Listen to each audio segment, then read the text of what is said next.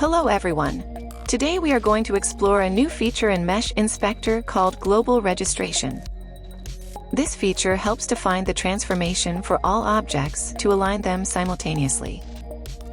It is the fastest solution for aligning point clouds or mesh parts into a single object. We have uploaded scans of an owl, which are currently unaligned.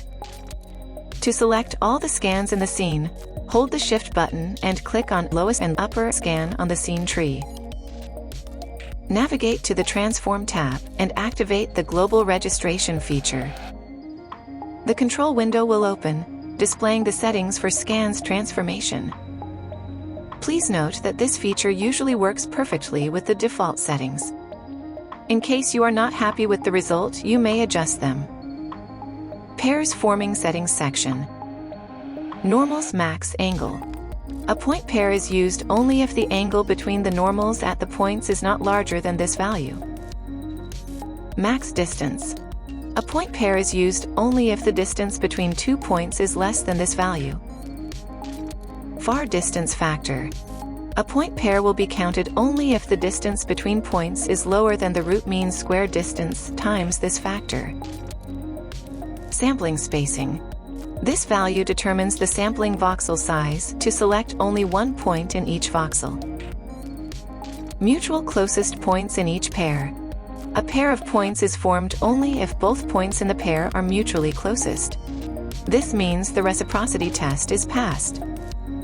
We recommend using the point-to-plane method, which selects the target function to minimize. Transformation. You can select the type of transformations to search for. Stop Conditions section. Max Iterations. The maximum possible number of ICP iterations. No Improvement Iterations.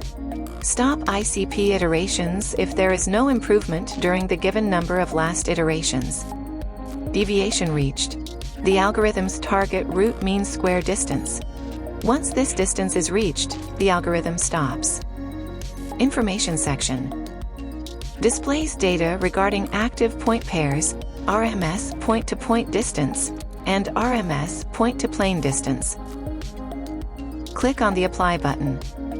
And there you have it. Our owl scan parts are now perfectly aligned into a single object. Thank you for watching this tutorial. If you have any questions, please check our Help Center or contact us at support@meshinspector.com.